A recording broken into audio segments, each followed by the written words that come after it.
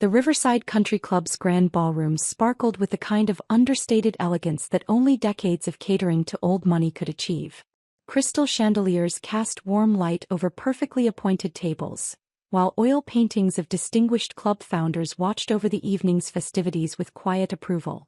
Dad's 70th milestone birthday celebration had drawn over 100 guests, business associates, longtime friends and family members, all gathered to honor the man who'd spent 4 decades building his reputation as one of the city's most respected attorneys. I sat at the family table in my simple black dress from Target, quietly observing the carefully choreographed performance of wealth and social status unfolding around me.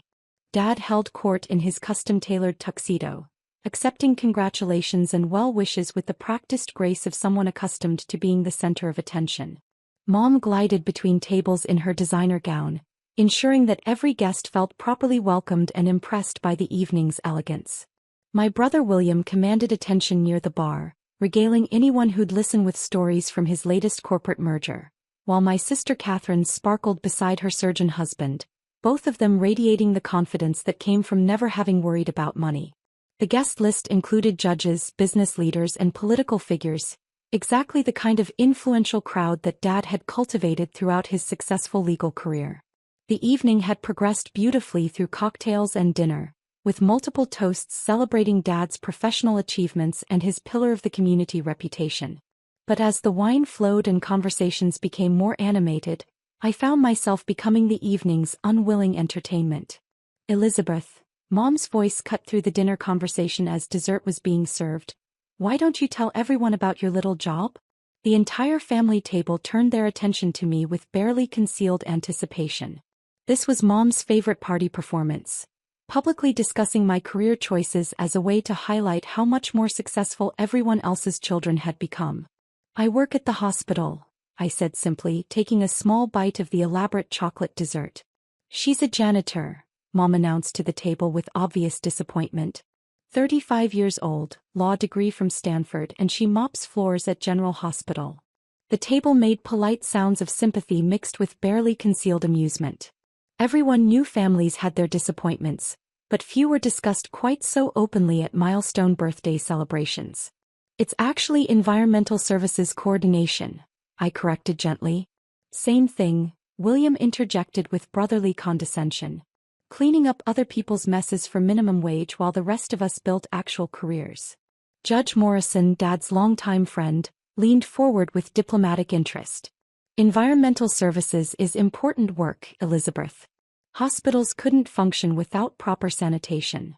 That's very kind, Mom said with theatrical sadness, but let's be honest about what it really is. While William runs a successful law practice and Catherine married a prominent surgeon, Elizabeth chose to waste her education cleaning bathrooms. The laughter that followed was uncomfortable but persistent. The worst part, Dad added, his voice carrying to nearby tables, is that we invested a fortune in her education. Stanford Law School, top of her class, law review, she had every opportunity to build a meaningful career.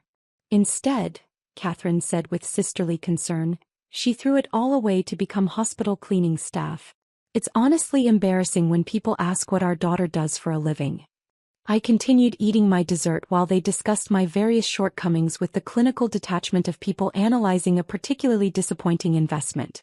No ambition, no understanding of professional success, no grasp of what her expensive education was supposed to accomplish. You know what the real tragedy is? Mom's voice was getting louder as she warmed to her favorite theme. Elizabeth could have been anything. Corporate lawyer, judge, district attorney.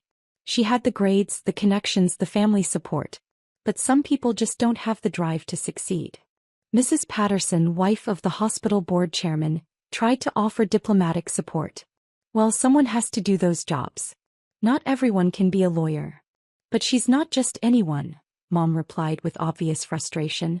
She's our daughter. She was supposed to represent this family's values, our commitment to excellence, our understanding of what success looks like. The conversation continued along these familiar lines as the evening's program began. Dad was presented with various honors recognizing his decades of legal service and community involvement. Local dignitaries offered remarks about his contributions to charitable causes and civic organizations. the usual celebration of a life well lived among the city's elite.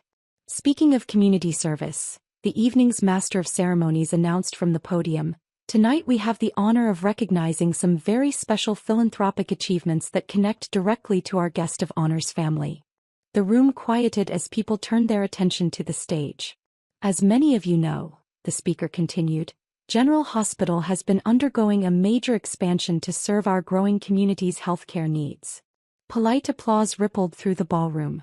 "Tonight, we're thrilled to announce the completion of a project that will transform pediatric care in our region, the new Elizabeth Carter Children's Wing." My parents stopped mid-conversation and stared at the speaker with obvious confusion. "The Elizabeth Carter Children's Wing," he repeated, "represents a $25 million donation that has created the most advanced pediatric facility within 200 miles. The silence at our family table was profound. "Elizabeth Carter?" Mom whispered, her voice barely audible. "This extraordinary gift," the speaker continued, "has funded not just the construction of a world-class children's hospital wing, but also the latest medical equipment, specialized treatment rooms, and a comprehensive family support center." Dad's wine glass was frozen halfway to his lips, his face pale beneath his carefully maintained tan. "The Carter Foundation's generosity extends far beyond this single project," the speaker explained. "Over the past 8 years, their contributions to healthcare initiatives have totaled over $60 million, making them one of our region's most impactful philanthropic organizations." $60 million. The number seemed to echo in the sudden silence at our table. "We're honored tonight," the speaker said, his voice carrying clearly across the stunned ballroom, "to have the Carter Foundation's founder here with us, celebrating with her family." He gestured directly toward me. "Ladies and gentlemen, please join me in thanking Elizabeth Carter for her extraordinary commitment to children's health care." The applause that erupted was thunderous, but I could barely hear it over the sound of my mother choking on her wine and my father's champagne glass shattering on the marble floor. "Elizabeth Carter?" Judge Morrison said slowly, staring at me with dawning recognition. "You're the Elizabeth Carter? The Carter Foundation Elizabeth Carter?" "Yes," I said calmly, setting down my dessert spoon. "But you work at the hospital," Catherine said weakly, her voice barely above a whisper. "I do work at the hospital," I confirmed. "I've been volunteering in the children's ward for 8 years, which is how I learned about the gaps in pediatric care that needed funding." Mom found her voice, though it came out shaky. "Elizabeth, what is the Carter Foundation?" Foundation. I started it 9 years ago to address healthcare inequities I observed during my volunteer work." "Your foundation?" William repeated mechanically. "Elizabeth, where did $60 million come from?" "Carter Legal Consulting," I said simply. "The firm I built after leaving traditional legal practice." The family stared at me like I'd announced I was from another planet. "Legal consulting?" Dad managed to ask.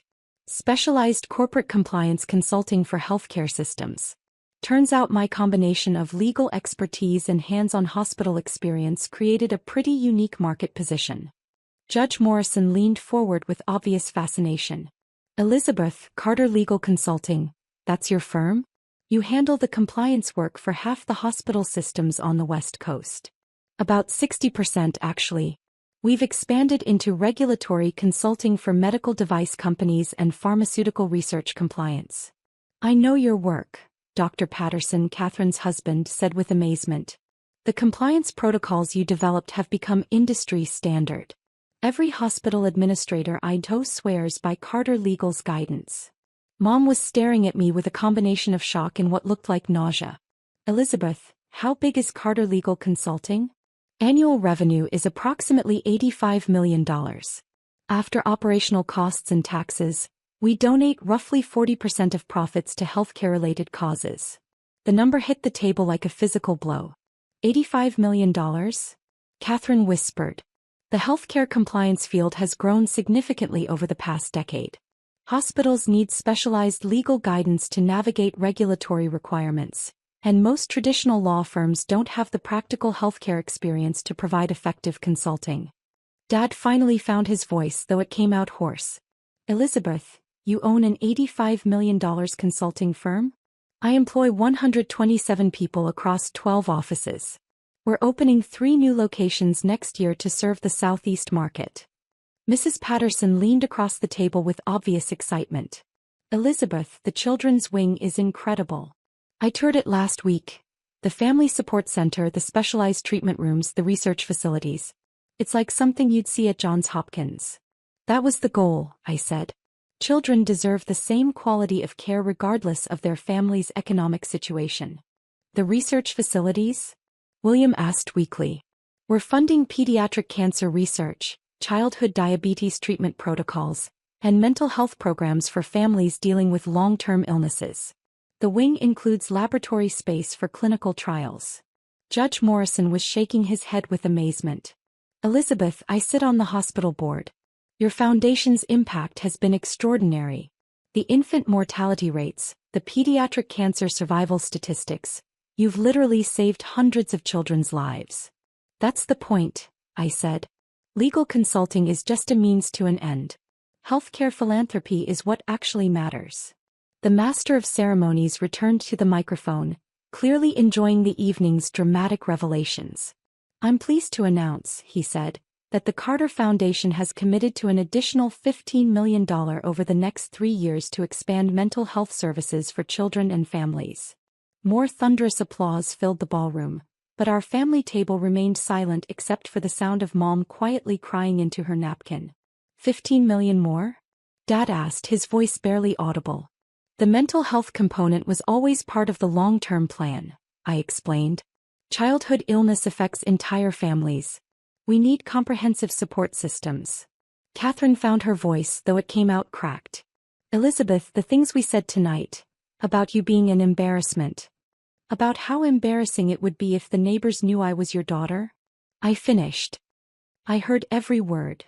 The table sat in profound silence as the reality of their assumptions became clear. We didn't know, William protested weakly. You didn't know because you never asked. Every time I tried to talk about my work, someone made a joke about mopping floors. So I stopped talking about my work. But the hospital cleaning job, Mom started, is volunteer work I do every Saturday morning in the children's ward. I've been reading to pediatric patients and helping families navigate the system for 8 years. That's how I learned what kind of facility improvements were needed. Dad cleared his throat, his attorney instincts finally engaging despite the shock. Elizabeth, this is extraordinary. We should discuss family foundation opportunities, maybe some strategic partnerships with your consulting firm. I laughed, a sound that seemed to surprise everyone at the table. You want to partner with the daughter who embarrasses the family? The one you wouldn't want the neighbors to know about. Elizabeth, that was just. Mom started, then stopped, apparently unable to find words to explain away years of public humiliation. That was you showing me exactly who you are when you think it doesn't matter what you say to someone. My phone buzzed with a text from my foundation manager. Hospital dedication ceremony confirmed for next month. Governor's office confirmed attendance. The dedication ceremony is next month, I said, standing from the table. You're welcome to attend if you'd like to see what your embarrassing daughter has built. As I walked toward the exit, I could hear the explosion of conversation behind me. Whispered amazement, frantic attempts to process what had just been revealed, probably mixed with calculations about how this changed their relationships with me. Judge Morrison caught up with me in the lobby. Elizabeth, I owe you an apology. I've sat at that table for years listening to your parents discuss your career choices, and I never realized that the hospital janitor they were mocking had actually funded the hospital wing they were celebrating. I suggested. Your work has saved so many children, he said with genuine emotion. The research programs, the family support services, the treatment innovations, it's been transformative. That's why I do it, I said simply. Legal consulting pays well, but healthcare philanthropy saves lives. Tomorrow, when the local news ran their story about the children's wing dedication, when my family's friends started asking about their embarrassing daughter, when they realized their assumptions about success and failure had been completely backwards, things would be different. Not because I'd finally proven myself worthy of their respect, but because they'd finally learned the cost of judging someone's value based on job titles rather than actual impact. Carter Legal Consulting had bigger expansion plans, and the Carter Foundation had more children's programs to fund. And for the first time in 8 years, I wouldn't have to explain any of it to people who had already decided I wasn't worth listening to.